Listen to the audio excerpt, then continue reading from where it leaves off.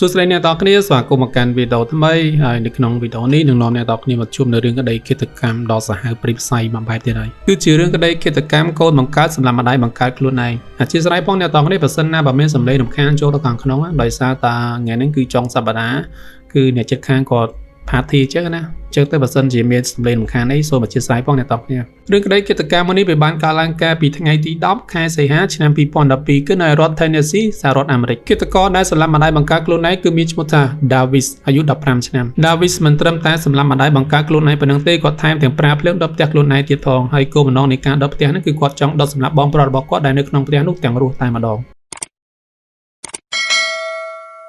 Davis ក៏មានឈ្មោះពេញថា Zachary Davis គាត់កើតនៅឆ្នាំ1997នៅឯសហរដ្ឋអាមេរិកនៅក្នុងគ្រួសារ Davis ក៏មានបងប្រុសម្នាក់ទៀតដែលមានឈ្មោះថា Josh ហើយចំពោះអាយុបងប្រុសរបស់គាត់វិញគឺបងគាត់តែ1ឆ្នាំតែប៉ុណ្ណោះចំពោះបុគ្គលិកលក្ខណៈរបស់ Davis វិញគឺជាក្មេងម្នាក់តាំងពីទូចមកម្លេះគឺស្ងប់ស្ងាត់ខ្លាំងមែនទែនហើយការស្ងប់ស្ងាត់របស់គាត់នឹងរហូតដល់វ័យជំទង់អញ្ចឹងទៅនៅពេលដែលចូលដល់វ័យជំទង់អញ្ចឹងទៅគ្រួសារមើលទៅគាត់គឺស្ងប់ស្ងាត់អត់មានមិត្តភ័ក្តិហើយអត់សូវនិយាយស្ដីទៀតក៏មានការបារម្ភឬក៏ភ័យខ្លាចអញ្ចឹងក៏សម្រេចចិត្តយកគាត់ទៅពេទ្យដើម្បីពិនិត្យមើលនៅពេលដែលពិនិត្យមើលទៅគ្រួសាររបស់គាត់ដឹងថាគាត់គឺមានជំងឺផ្លូវចិត្តនៅពេលដែលដឹងថាកូនមានបញ្ហាទាក់ទងនឹងជំងឺផ្លូវចិត្តហ្នឹងហើយក៏ឲ្យគាត់ទទួលការព្យាបាលប៉ុន្តែនៅឆ្នាំ2007ឪពុករបស់ Davis ក៏បានបាត់បង់ជីវិតដោយសារតែជំងឺដែលសរសៃឈាមក្នុងខួរក្បាលបន្ទាប់ពីឪពុកគឺបានស្លាប់ហើយគឺ Davis រងប៉ះទង្គិចផ្លូវចិត្តខ្លាំងមែនទែនធ្វើឲ្យគាត់នឹងគឺចាប់ផ្ដើមស្កប់ស្ងាត់ខ្លាំងជាងមុនទៀតហើយចំពោះការព្យាបាលវិញក៏គាត់លែងចង់ទទួលទៀតដែរគឺគាត់កាន់តែខូចចិត្តឬក៏ឈឺកាន់តែខ្លាំងជាងមុនទៀតការឈឺធ្ងន់ម្ដងនេះរបស់ Davis គឺមិនធម្មតាទេហើយដុកទ័រខាងជំនាញផ្នែកផ្លូវចិត្តឬក៏វិកលចរិតក៏បានរកឃើញថាគាត់មិនត្រឹមតែមានជំងឺផ្លូវចិត្តទ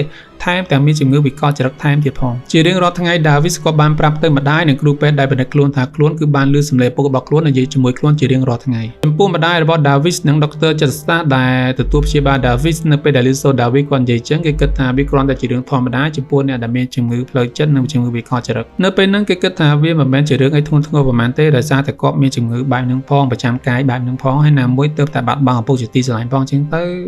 ៅអត់អីទេសម័យទៅហើយចំពោះការទទួលព្យាបាលគឺនៅតែព្យាបាលដដែលចឹងគាត់ថាគេគិតថាមកធ្ងន់ធ្ងរខ្លាំងណាប៉ុន្តែការយល់ឃើញបែបហ្នឹងគឺខុសអ្នកទាំងគ្នាបន្តិចតិចរឿងហេតុអាក្រក់នឹងបានកើតឡើងជំងឺរបស់ Davis គឺបានទទួលការព្យាបាលមើលថែដិតដល់ទាំងគ្រួសារទាំងបងប្អូននិងគ្រូពេទ្យប៉ុន្តែការរ៉ាត់របស់គាត់ដូចជាគ្មានប្រែប្រួលអ្វីសោះកាន់តែទទួលការព្យាបាល Davis កាន់តែដកខ្លួនពីមជ្ឈដ្ឋានជំនាញខ្លួនទាំងអស់មានន័យថាអ្នកតោះគ្នាដឹងថាគាត់ជាក្មេងស្ងប់ស្ងាត់អញ្ចឹងទៅទទួលការព្យាបាលកាញ់លោកវិញមកសភាពដើមវិញអត់ទេកាន់តែព្យាបាលគាត់កាន់តែស្ងប់ស្ងាត់ខ្លាំងជាងមុនទៀតកាន់តែស្ងប់ស្ងាត់គឺគាត់លែងនិយាយជាមួយនរណាគេទាំងអស់អ្នកតោះគ្នាទាំងបងប្អូនទាំងគ្រូពេទ្យទាំងម្ដាយគាត់ហើយគាត់និយាយតែជាមួយខ្លួនឯងគាត់គិតថាគឺមាននរណាម្នាក់គឺនៅក្បែរគាត់ជាពិសេសគឺឪពុករបស់គាត់គឺគាត់តែងតែនិយាយម្នាក់ឯងបែបហ្នឹងរាល់តែថ្ងៃតែម្ដងដោយមើលទៅអាការៈជំងឺរបស់ Davis មិនមានការប្រែប្រួលម្ដាយរបស់ Davis ក៏បានសម្រេចចិត្តផ្អាកការព្យាបាលកូនសិននិងសម្រេចចិត្តផ្លាស់ទីលំនៅទៅកន្លែងថ្មីវិញម្ដាយរបស់ Davis យល់ថាការដែលផ្លាស់ទៅកន្លែងថ្មីចេញពីកន្លែងចាស់ដែលជាកន្លែងអាប់អូអញធ្វើឲ្យកូនរបស់គាត់ចាប់ផ្ដើមសារជាថ្មីចឹងណាពីព្រោះកន្លែងចាស់គាត់ធ្លាប់មានអនុស្សាវរីយ៍ជាមួយពុករបស់គាត់Davis គាត់ស្រឡាញ់ឪពុកគាត់ខ្លាំងណាស់អញ្ចឹងនៅពេលដែលគាត់មានជំងឺប្រចាំកាយចឹងហើយបាត់បង់ឪពុកភ្លាមទៀតគឺគាត់ពិបាកទទួលយកខ្លាំងមែនទែនអញ្ចឹងហើយម្ដាយរបស់ Davis យល់ថានៅពេលដែលទទួលបានការព្យាបាលបានរយៈធំហើយនៅតែអត់ធូរស្បើយទេអញ្ចឹងផ្លាស់ទៅកន្លែងថ្មីតែម្ដងទៅក្រែងលោរឿងល្អវាបានកើតឡើងប៉ុន្តែអត់ទេរឿងហេតុអាក្រក់ក៏នៅតែកើតឡើងដដែលនៅពេលដែលផ្លាស់ទៅកន្លែងថ្មីម្ដាយរបស់ Davis គឺបានធ្វើការខ្លាំងជាងមុនគុណទាំងពីរពីព្រោះក្នុងនាមជាមេគ្រួសារផងជាម្ដាយផងពីព្រោះឪពុករបស់គាត់គឺបាត់បង់ហើយណាអញ្ចឹងទៅគាត់នឹងគឺជាឪពុកផងជាម្ដាយផងហើយរកលុយផងមើលថែកូនផងគឺពិបាកខ្លាំងមែនតើនៅពេលហ្នឹងគឺម្ដាយរបស់ Davis គឺមានគំនិតពីរយ៉ាងទី1គឺគាត់ចង់ផ្លាស់ទៅកន្លែងថ្មីដោយសារតែបំភ្លេចរឿងអតីតកាលកាលពីមុនចោលអត់ទៅជាមួយប្តីរបស់គាត់អញ្ចឹងណាពីព្រោះបើយើងនៅកន្លែងចាស់យើងដឹងអ្នកនរគ្នាតែយើងធ្វើអ្វីមួយយើងតែងនឹកឃើញអនុស្សាវរីយ៍ជាមួយគ្នាអញ្ចឹងទៅគឺគាត់ឈឺចាប់នៅពេលដែលបាត់បង់ប្តីរបស់គាត់អញ្ចឹងទៅក៏ផ្លាស់ទៅកន្លែងថ្មីទៅរឿងទី2ក៏គិតថានៅពេលដែលផ្លាស់ទៅកន្លែងថ្មីនឹងឲ្យធ្វើឲ្យ Davis គឺគាត់កាន់តែប្រសើរជាងនៅកន្លែងចាស់ហើយណាមួយទៀតកន្លែងថ្មីរបស់គាត់គឺគាត់ទទួលបានការងារល្អអញ្ចឹងនៅពេលដែលគាត់ទទួលបានការងារល្អប្រាក់ខែរៀងច្រើនហើយគាត់អាចផ្គត់ផ្គង់គ្រួសារបាននិងព្យាបាល Davis ឲ្យបានកាន់ល្អជាងមុនទៀតចំពោះ Davis វិញនៅពេលដែលគាត់ផ្លាស់ទៅកន្លែងថ្មីគឺគាត់មិនសូវបានទៅរៀនទេដោយសារតែគាត់មានជំងឺប្រចាំកាយមួយថ្ងៃកាត់មួយថ្ងៃកោអញ្ចឹងគឺពិបាកមែនទែនដូច្នេះគាត់បានចំណាយពេលនៅផ្ទះស្ទើរតែ24ម៉ោងតែម្ដងពេលដែលគាត់នៅផ្ទះហ្នឹងម្ដាយរបស់គាត់គឺបានផ្ដល់ជាទូរស័ព្ទក៏ដូចជា iPad ឬក៏ tablet អញ្ចឹងទៅគាត់មួយដើម្បីឲ្យគាត់សម្រាប់លេងហ្គេមដូចជាបើកមើលព័ត៌មានឬក៏ social media ជាដើមជារៀងរាល់ថ្ងៃចំពោះ Davis គឺគាត់តែងតែពាក់អាវដដែលអញ្ចឹងគឺអាវកណាត់របស់គាត់ហើយជាមួយនឹងការនិយាយខ្សឹបម្នាក់ឯងហើយចំពោះទូរស័ព្ទឬក៏ tablet ឬក៏ iPad ដែលគាត់លេងហ្នឹងគឺ មានអីច្រើនទេពីច្រើនគឺមានតែ game ហើយនឹងរឿងដែលគាត់មើលជាច្រើនគឺជារឿងឃាតករ serial killer ក៏ដូចជាការសម្លាប់ឬក៏ការធ្វើទណ្ឌកម្មជាដើមចំពោះម្ដាយរបស់ David វិញអ្នកនរគ្នាដឹងហើយតើគាត់តែម្នាក់ឯងមេគ្រួសារធ្វើការផងរកលុយផងមើលថែគ្រួសារផងគឺពិបាកខ្លាំងណាស់ស្ទើរដាច់ខ្យល់តែម្ដងដូច្នេះគាត់មានពេលគ្រប់គ្រាន់ដើម្បីទៅឆែកទូរស័ព្ទរបស់ David ទេដូច្នេះបានធ្វើឲ្យ David គាត់មើលរឿងដែលមិនគួរឲ្យមើលបែបហ្នឹងឯងក្រៅពីលេង social media David ក៏គាត់មើលសៀវភៅដែរអ្នកនរគ្នាប៉ុន្តែសៀវភៅរបស់គាត់គឺរៀងប្លែកតិចគាត់ចូលចិត្តមើលសៀវភៅណាដែលតាក់ទងនឹងឃាតករល្បីៗជំផ្ដាច់ការសារក្នុងលោកក៏ដូចជាសៀវភៅប្រឡំលោកណាដែលតាក់ទងនឹងរឿងរន្ធត់ទោះបីជា David គាត់ប្លែកពីគេយ៉ាងណាក៏ដោយមកដល់អាយុ15ឆ្នាំមកគាត់បានដែរបង្ករឿងសូម្បីតែម្ដងអ្នកនរគ្នាគាត់អាចបង្ករឿងទៅលើនរណាម្នាក់ឬក៏ធ្វើបាបគេទេអត់សូម្បីតែម្ដងរហូតដល់យប់ថ្ងៃទី10ខែសីហាឆ្នាំ2012ទើបរឿងអាក្រក់បានកើតឡើងនៅយប់នោះម្ដាយរបស់ David គឺបាននាំ David ជាមួយបងប្រុសរបស់គាត់ទៅមើលកូនជាមួយគ្នាហើយពេលដែលត្រឡប់មកផ្ទះវិញ David ក៏បានចូលបន្ទប់រួចហើយគាត់ចាប់ដើមយករបស់របរជាច្រើនដូចជាកតារបស់គាត់ហ្នឹងយកដាក់លើគ្រែនៅពេលដាក់លើគ្រែហើយគាត់ក៏បានយកកៅអៅយកបាយជើងយកសភៅច្រើនអត់ថ្មីស្រោមមុខស្រោមដៃនិងញញួរដាក់ក្នុងកតារបស់គាត់ពេលដែលគាត់រើរបស់របរហ្នឹងគឺម្ដាយរបស់គាត់ក៏បានឃើញដែរប៉ុន្តែគាត់គិតថាប្រហែលជាអាការៈធម្មតារបស់កូនគាត់ពីព្រោះឲ្យកូនគាត់ប្លែកៗចឹងតាំងពីដើមមកអញ្ចឹងគិតថាវាមិនមែនជាអីដែលធ្ងន់ធ្ងរឬក៏មានបញ្ហាទេនៅពេលដែលគាត់ឃើញចឹងហើយគាត់ក៏បានត្រឡប់ទៅបន្ទប់របស់គាត់គេងវិញនៅពេលដែលម្ដាយរបស់ David ចូលគេងវិញគឺនៅម៉ោង 9 យប់ហើយរឿងហែអាក្រក់ក៏បានកើតឡើងនៅពេលដែលម្ដាយរបស់ David កំពុងអាគេងលក់ស្រួល David ក៏បានលោបចូលក្នុងបន្ទប់ម្ដាយរបស់គាត់នៅពេលដែល David ក៏បានចូលដល់ក្នុងបន្ទប់ម្ដាយរបស់គាត់ហើយគាត់ក៏បានដកញញួរចេញពីកតារបស់គាត់ហ្នឹងគឺវាសម្ដៅសម្រាប់ទៅលើម្ដាយរបស់គាត់តែម្ដងគឺគាត់វាយកគឺវាសោះតែម្ដងអ្នកនរគ្នា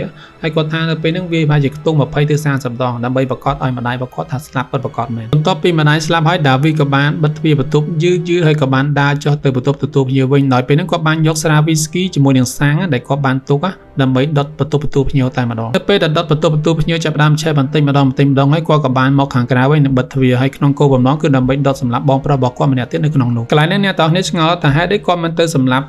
បងប្រុសរបស់គាត់ដែរមកទៅគាត់មានអាយុសម្លាប់ម្ដាយវិញហ្នឹងប៉ុន្តែកន្លែងនេះបើតាមចម្លើយសារភាពរបស់គាត់ខ្ញុំបើវងកញ្ចក់គាត់ថាគឺគាត់សម្លាប់តែម្ដាយរបស់គាត់ទេហើយចំពោះការសម្លាប់បងប្រុសរបស់គាត់វិញគឺគាត់ចង់សម្លាប់ហើយប៉ុន្តែគាត់ចង់ដុតសម្លាប់ទាំងរស់វិញអត់ចង់វាយទេនេះជាអ្វីដែលគាត់និយាយនៅពេលដែលគាត់សារភាពអ្នកទាំងគ្នានៅពេលដែល David ក៏បានធ្វើរឿងអស់នឹងហើយគាត់ក៏បានចាកចេញពីផ្ទះនឹងហើយចំពោះ Jose ដែលជាបងប្រុសរបស់ David វិញអាចនិយាយបានថាភាសាខ្មែរយើងនិយាយថាគឺអាយុថ្លៃឬក៏អត់អស់អាយុចឹងគឺគាត់អត់ស្លាប់ទេនៅពេលដែលភ្លើងចាប់ផ្ដើមឆេះបន្ទប់ទទួលភ្ញៀវហើយឆេះសាឡុងឆេះអីចឹងហើយផ្សែងក៏បានទៅជាខ្មួខ្មាញ់ក៏បានឈួរទៅដល់បន្ទប់របស់ Jose នៅពេលដែលឈួរចឹងទៅ Jose គឺបានដឹងខ្លួនគឺគាត់ពិបាកដល់ដង្ហើមមែនទែនហើយគាត់នៅពេលដែលគាត់បើកទ្វារអ្នកនរគ្នាអ្វីដែលគាត់ធ្វើរឿងទី1គឺគាត់បើកទ្វារទៅរកបន្ទប់របស់ម្ដាយគាត់គឺគាត់នៅនឹកឃើញម្ដាយគាត់គឺគាត់ចង់ជួយម្ដាយគាត់ប៉ុន្តែនៅពេលបើកទ្វារបន្ទប់មកគឺប្រឡាក់ឈាមហូរដាពេញអត់ហើយគាត់ក៏បានឃើញម្ដាយរបស់គាត់គឺបានស្លាប់ហើយឡើងខ្ទេចពុកតិចខ្លួនហើយហ្នឹងអញ្ចឹងទៅគាត់ក៏បានចាកចេញដើម្បីទៅរកបន្ទប់ប្អូនប្រុសរបស់គាត់ពេលដែលទៅដល់គឺឃើញប្អូនរបស់គាត់ទេអញ្ចឹងទៅដោយសារតែភ្លើងចាប់ដើមឆាបឆេះកាន់តែខ្លាំងទៅផ្សែងក្នុងផ្ទះក៏កាន់តែខ្មួខ្មាញ់ទៅពិបាកដកដង្ហើមអញ្ចឹងគាត់ក៏បានសម្រេចចិត្តចាកចេញពីផ្ទះហ្នឹងតែម្ដងតែចូលនៅពេលដែលគាត់ទៅដល់ខាងក្រៅគាត់ក៏បានរត់ទៅរកអ្នកជិតខាងឲ្យជួយប្អូនខ្ញុំផងក៏ជួយម្ដាយខ្ញុំផងប៉ុន្តែគឺមិនអាចជួយបានទេអ្នកទាំងគ្នាគឺភ្លើងចាប់ដើមឆាបឆេះខ្លាំងទៅគេបានត្រឹមតែជួយតាក់ទងហៅឡានពេទ្យហៅឡានទឹកឬក៏ហៅឡានសង្គ្រោះបន្ទាន់តែប៉ុណ្ណោះឥឡូវយើងងាកទៅមើល David វិញនៅពេលដែលគាត់ធ្វើរឿងអស់ហ្នឹងហើយគាត់ក៏បានចាកចេញទៅប៉ុន្តែគាត់អត់មានទៅរត់ពួនទេណាគឺអត់ទេហើយក៏មានអីពិបាកក្នុងការចាប់ខ្លួនគាត់ដែរ David នៅពេលដែលគាត់ធ្វើរឿងអស់ហ្នឹងហើយគាត់ទៅប្តឹងប៉ូលីសតែខ្លួនឯងតែម្ដងគឺគាត់ទៅសារភាពប្រាប់ប៉ូលីសទាំងអស់តែម្ដងថាគាត់ជាអ្នកធ្វើនៅពេលដែលគាត់និយាយចឹងប្រាប់ប៉ូលីសរៀងសក់ដែរអ្នកទាំងគ្នាដោយសារតែមកសក់មកនិយាយប្រាប់ចឹងថាគាត់គឺសម្រាប់ម្ដាយគាត់ដុតផ្ទះនិងព្យាយាមសម្លាប់បងប្រុសរបស់គាត់ហើយខ្លួនរបស់គាត់អ្នកទាំងនេះយើងដែរគាត់វាសម្លាប់ម្ដាយរបស់គាត់គឺឈាមប្រឡាក់ពេញកៅអៅទាំងអស់គឺចឹងទៅនៅពេលដែលគេ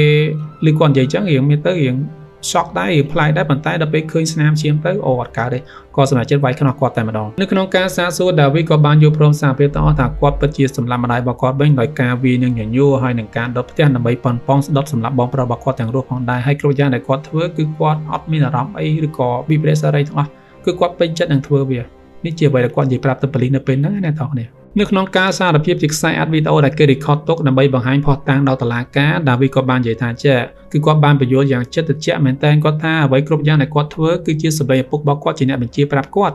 គាត់ថាសម្លេងខ្សឹបហ្នឹងគឺបានប្រាប់គាត់ឲ្យទៅសម្រាប់ម្ដាយរបស់គាត់ទៅហើយសម្លេងខ្សឹបហ្នឹងគឺជាសម្លេងឪពុករបស់គាត់សម្លេងខ្សឹបហ្នឹងគឺបានប្រាប់ថាឲ្យទៅសម្រាប់ម្ដាយរបស់ឯងដោយការវាយញញួរចំពោះបងប្រុសរបស់ឯងវិញមិនបាច់វាយញញួរទេប៉ុន្តែដុតសម្រាប់ដោយភ្លើងឆេះទាំងរស់តែម្ដងទៅដូច្នេះទើបជាអ្វីដែលដាវីក៏បានធ្វើនៅថ្ងៃនោះបន្ថែមទៀតអ្នកនរគ្នាដាវីនៅពេលហ្នឹងគាត់និយាយទាំងចិត្តត្រជាក់ហើយគាត់ថែមទាំងនិយាយថាគាត់គ្មានស្ដាយសំណោះសូម្បីតែបន្តិចទេគ្មានវិបសេសារីគ្មានអារម្មណ៍អីទាំងអស់តែម្ដងនៅពេលដែលគាត់ធ្វើរឿងទាំងអស់ហ្នឹងអញ្ចឹងទៅបលីក៏បានយកដូចជាសាកសមម្ដាយរបស់គាត់នៅពេលដែលភ្លើងឆេះហ្នឹងយកទៅឲ្យគាត់មើលហើយគាត់ថាគាត់មានអារម្មណ៍អីមើលទេគាត់គ្មានអារម្មណ៍ទេគាត់ថាអញ្ចឹងគាត់ថាមិនបាច់ឲ្យខ្ញុំមើលមិនបាច់អីទេខ្ញុំគ្មានអារម្មណ៍មើលសំបីតែបន្តិចទេហើយខ្ញុំមានអីសោកស្ដាយខ្ញុំគ្មានអីយំទេខ្ញុំពេញចិត្តនឹងធ្វើវាទៀតនេះជាអ្វីដែលគាត់និយាយប្រាប់ទៅកាន់ប៉ូលីសទៅកាន់តុលាការនៅពេលហ្នឹងវាពិតជាឈាមត្រជាក់ខ្លាំងមែនតើនៅអត់តន់អស់ទេអ្នកនរគ្នាដាវីគាត់បន្តទៀតថាចេះគាត់ល្អជាមួយម្ដាយគាត់ហើយដែលគាត់ប្រាញញួរទៅវាសម្លាប់គាត់ថាគាត់ល្អនឹងម្ដាយគាត់ដែលគាត់ប្រាញញួរទៅវាសម្លាប់គាត់គិតថាក្នុងចិត្តរបស់គាត់នឹងអាចប្រើរបស់របរជាច្រើនទៀតដូចជាអាណាដូចជាកំបិតហើយនៅពេលដែលសម្លាប់ហើយនឹងអាចកាត់សាច់ជាបំណែកទៀតផងប៉ុន្តែគាត់ថាគាត់ល្អជាមួយម្ដាយគាត់ហើយដែលគាត់ធ្វើតែញួរសម្លាប់ប៉ុណ្្នឹងអ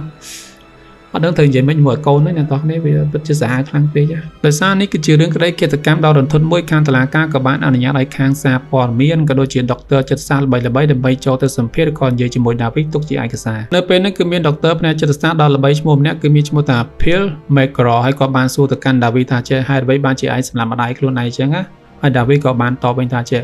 មកពីគាត់ហ្នឹងមើលថែគ្រួសារបានល្អហើយរួចហើយក៏សោចខេពេលនឹងតែម្ដងគាត់ថាម្ដាយរបស់គាត់មើលថែគ្រួសារបានល្អហើយគាត់សោយដង្កើពេលនឹងតែម្ដងដូចមានការទួយសោះតែម្ដងបន្តមកទៀតលោកដុកទ័រភីលក៏បានសួរទៅកាន់ដាវីបន្តទៀតដោយសារតែគាត់បានឃើញអាវុធដែលគាត់បានធ្វើអំពើឃាតកម្មទៅលើម្ដាយរបស់គាត់គឺជាអាយុដែលមើលទៅវាយ៉ាងធំល្មមគួរសមដែរគាត់ក៏បានសួរទៅកាន់ដាវីថាចេះអាយុធំល្មមប៉ុណ្ណឹងហើយវាតែ2 3អាយុទៅគឺស្លាប់បាត់ហើយតើហេតុអីចាំបាច់វាដល់20 30អាយុទៅអីដាវីក៏បានឆ្លើយវិញថាដើម្បីប្រកាសថាម្ដាយរបស់គាត់គឺបានស្លាប់ពិតប្រាកដមែនទើបគាត់វាយរហូតដល់តែស្លាប់តែម្ដងគឺ20 30អាយុទើបគាត់អស់ចិត្តទៅពេលដែលលោកដុកទ័រភីលក៏បានសួរដាវីចាប់ហើយគាត់ក៏បានចេញមកខាងក្រៅវិញនេះបើតាមជំនាញវិជ្ជាជីវៈដែលគាត់បានរៀនជាច្រើនឆ្នាំគាត់បាននិយាយថាចេះក្នុងកាយផ្នែករបស់ដាវីគឺក៏មានបិសាចក្នុងខ្លួនគាត់ទេប៉ុន្តែក្នុងកាយផ្នែករបស់ដាវីគឺបានបង្ហាញថាដាវីគឺឈឺចាប់ខ្លាំងមែនទែនទាក់ទងនឹងការបាត់បង់អ្វីមួយយ៉ាងកន្លែងនេះអ្នកទាំងនេះគិតថាគាត់ឈឺចាប់ដោយសារតែបាត់បង់ឪពុកមែននៅពេលដែលឪពុករបស់គាត់ស្លាប់គឺគាត់កាន់តែខូចចិត្តឬក៏កាន់តែឈឺធ្ងន់ជាងមុនទៀតប៉ុន្តែខ្ញុំគិតថាមិនដល់ថ្នាក់នឹងពេកទេបើឈឺចាប់កាន់តែខ្លាំងដោយសារតែបាត់បង់ឪពុកគាត់ដែលរស់នៅជាមួយម្ដាយបានល្អតែហេតុអីចាំបាច់ទៅសម្លាប់ម្ដាយគាត់នេះគ្រាន់ជាអ្វីដែលដុកទ័រគាត់បាននិយាយនៅពេលហ្នឹងអ្នកទាំងនេះប៉ុន្តែរឿងអីផ្សេងគឺវាកើតឡើងរួចអស់ហើយនៅក្នុងសវនកម្មការក្តីគេបានអនុញ្ញាតឲ្យដុកទ័រផ្នែកចិត្តសាស្ត្រពូកែដើម្បីធ្វើរោគវិនិច្ឆ័យទៅលើដាវីហើយដុកទ័រចំនួន5នាក់គឺឆ្លើយដូចគ្នាទាំងអស់ពួកគាត់និយាយថាដាវីគឺមានជំងឺវិកលចរិតធ្ងន់ធ្ងរហើយគាត់ធ្វើហ្នឹងគឺដោយសារតែជំងឺធ្វើទុកតែប៉ុណ្ណោះគឺគាត់មានកម្រងទុកមុនទេទោះជាយ៉ាងណាក៏ដោយចៅក្រមនៅគណៈវិនិច្ឆ័យគឺបានប្រើពេលរហូតដល់ទៅ3ម៉ោងក្នុងការសម្រេចដាក់ទោសទៅលើដាវីជាចុងក្រោយតុលាការក៏បានប្រកាសសារក្រមថាដាក់ទោសដាវីឲ្យជាប់គុកអស់មួយជីវិតទោសអស់មួយជីវិតសម្រាប់ពលរដ្ឋនៅក្នុងរដ្ឋ Tennessee ខ្ពស់បំផុតគឺ60ឆ្នាំទេអ្នកទាំងគ្នាជាមួយនឹងសិទ្ធិដោះលែងមានសេរីភាពវិញបន្ទាប់ពីជាប់បាន51ឆ្នាំអញ្ចឹងដាវីអាចនឹងដោះលែងមានសេរីភាពវិញគឺអាចនឹងនៅអាយុក្បែរជា60ជាងក្បែរ70ឆ្នាំចុះឥឡូវគាត់គឺមានអាយុ5 10អ្នកទាំងគ្នានៅពេលគាត់ធ្វើអំពើឃាតកម្មណាអញ្ចឹងយើងបូក50ឆ្នាំជាងទៀតទៅគឺវា60ជាងអញ្ចឹងប្រហែលជាខ្ទង់60ជាង70ក្បែរ70គឺគាត់ប្រហែលជាអាចមានសេរីភាពឡើងវិញប៉ុន្តែនេះក្នុងលក្ខខណ្ឌប្រសិនណាតែបើសិនជាទោសបកវិញគឺគេប្រកាសសារក្រមហើយគឺមួយជីវិតហើយគ្រាន់តែគេមានលក្ខខណ្ឌមួយទៀតគឺអាចនឹងដោះលែងវិញបន្ទាប់ពីជាប់បាន51ឆ្នាំក្នុងទីសងលើវាសនាគាត់ឯអ្នកទាំងគ្នាទាំងអស់នេះគឺជារឿងរ៉ាវដែលទាក់ទងនឹងសាឆារីដាវីដែលគាត់បានស្លាប់ម្ដាយបង្កើតខ្លួនឯងតាមសម្លេងខ្សឹកបែរជាតិដែលថាគឺជាពុករបស់គាត់ជាអ្នកបញ្ជាក៏បានមកដល់ទីបញ្ចប់ដែរអរគុណអ្នកទាំងគ្នាដែលចំណាយពេលវេលាតាមដានតាំងពីដើមរហូតដល់ចប់ជួបគ្នានៅវីដេអូថ្មីក្រោយៗទៀតបាយបាយ